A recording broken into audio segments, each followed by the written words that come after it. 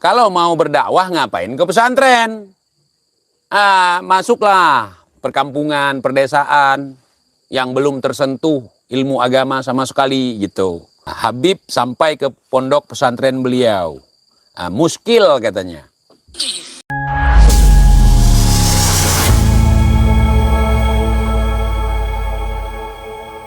Ada sebuah video dari ulama di Aceh ya.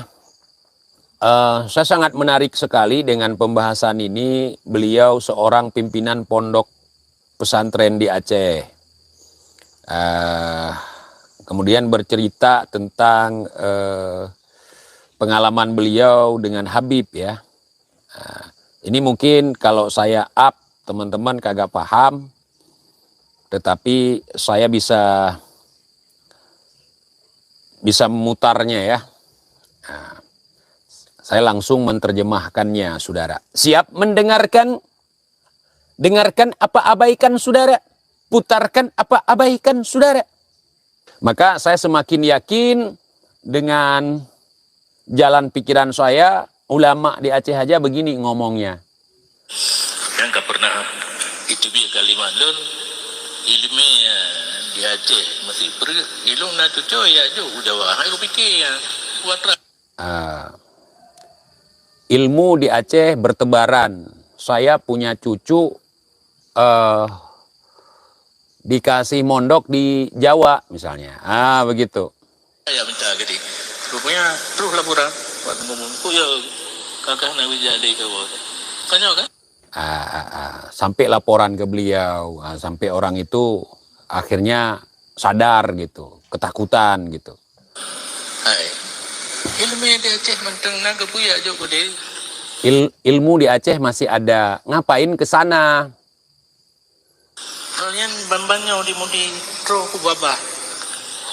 Baru-baru ini di pesantren beliau. Pesantren beliau itu Mudi Mesra. Mesra itu Masjid Raya. Jadi datanglah seorang hubabah gitu. Para habibina kan hubabah pakai lip. Para habib wanita, bukan hubabah pakai lipstik, kata beliau. Kalau pakai lipstik, kalau di Aceh itu artinya menyala. Abangku, menyala abangku gitu. Jadi hubabah ini bukan mulut yang nyala, babah artinya mulut. Artinya bukan bibir yang pakai lipstik seperti Bahar. Itu Bahar pantas dipanggil hubabah. Saudara ya. Nanti jangan framing TIJ membentur-benturkan ulama dengan habaib, membenturkan kiai dengan habaib, bukan. Ini malah para mukibin menghina dan bahkan menistakan ini seorang pimpinan pondok ya. Ini pernyataan dari Abu Mudi.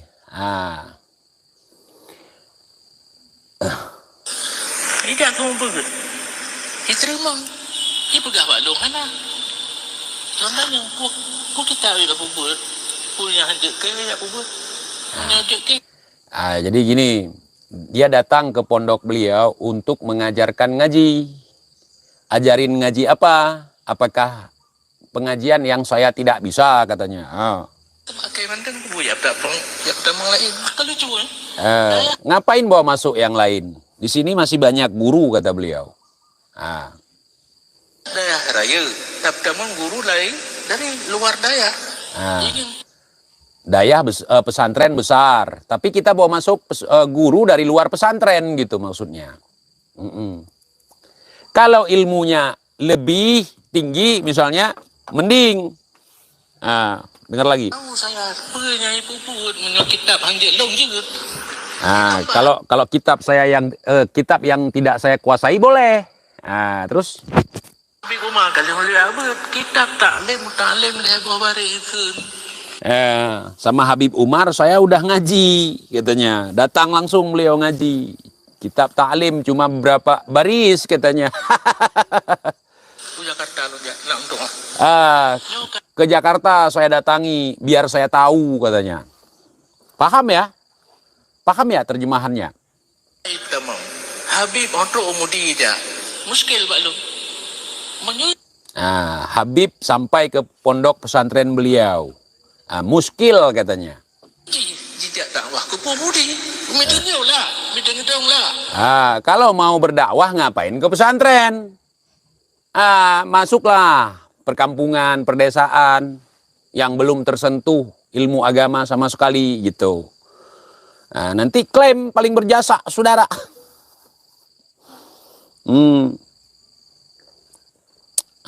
Contoh ibarat kita ngajak orang ke masjid, tapi di masjid. Paham tidak? Paham. Dah kampung kan? Orang kampung hukum. Nyau mudi. Di kampung-kampung, orang yang tidak paham hukum, di hutan-hutan, ada orang seperti TIJ, itu yang diajari ngaji. Ini satu pun Habib nggak berani datang untuk amar ma'ruf nahi mungkar, gitu kan, ngajarin TIJ, gitu. Haikal.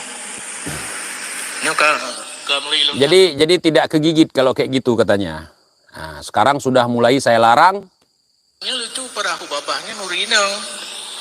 Yang lucu para hubabahnya perempuan. Nah supir akang. Jalan sendiri dengan mobil, sopirnya laki.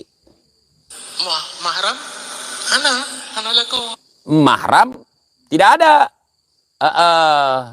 Ajarin TIJ. Hana ada tapi terus kedewat semua buat di daya putrian, bak musalla dicari land polisi kan? Nanti melintas uragam.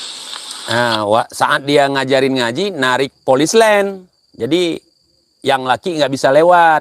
Sementara beliau naik mobil dengan sopir yang laki-laki tanpa mahram. Ini ulama loh yang ngomong. Bukan kelas kori ini. Abah saya nekman kuhanan aja orang gara-gara wajan hubut. Ada hukum mai. Jadi ustadz nggak boleh pulang ke rumah gara-gara ada hubabah yang ngajarin ngaji. Dari mana hukum mamanya katanya? Kasar memang ya. Dari mana hukum seperti itu? Hukum mamanya katanya.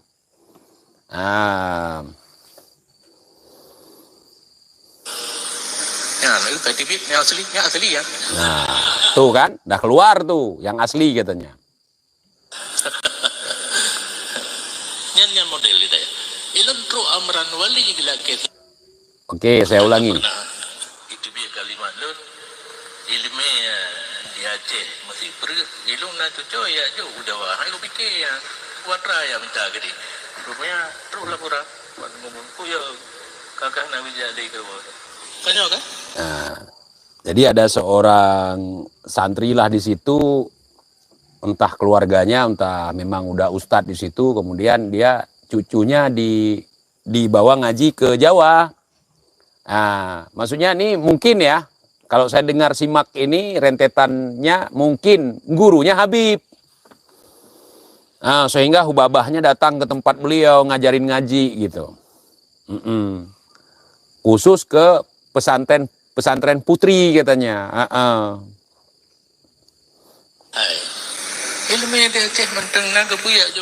Alhamdulillah kalau kiai-kiai kita udah paham ya akan hal ini. Sepertinya ini video lama nih. Lama aja udah gini apalagi baru ya kan. Jadi nanti Kibin komen nggak mau tersaingi.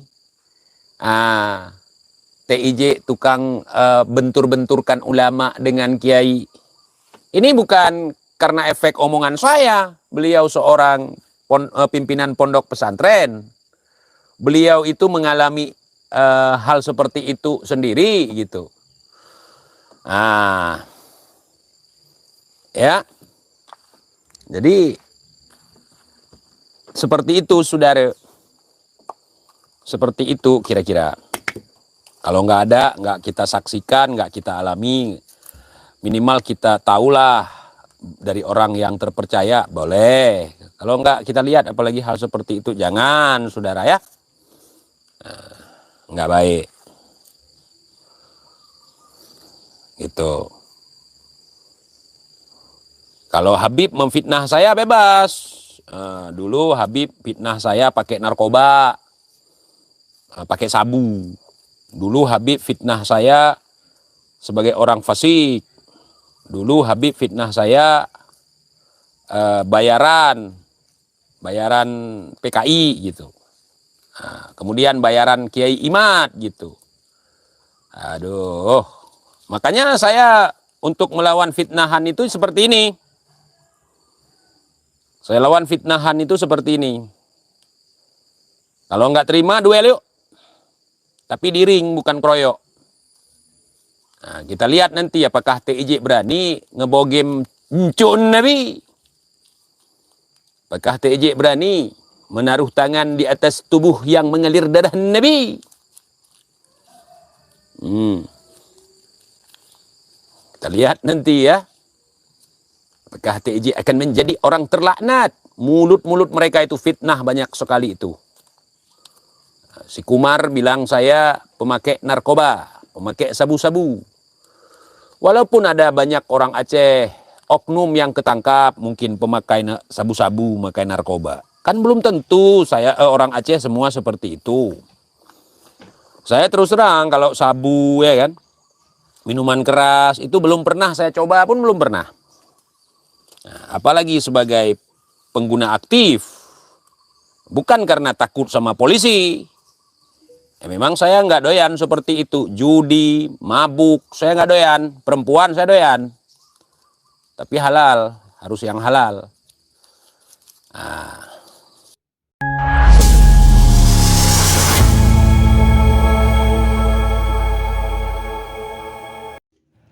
Itulah tadi pernyataan dan tanggapan dari TIJ yang menanggapi tentang salah satu ulama di Aceh melarang Habib dakwah di pesantren. Bagaimana menurut pendapat teman-teman semua? Silahkan lanjut di kolom komentar. Terima kasih selalu support dan Al-Fatih. Kita jumpa lagi di video selanjutnya. Assalamualaikum warahmatullahi wabarakatuh.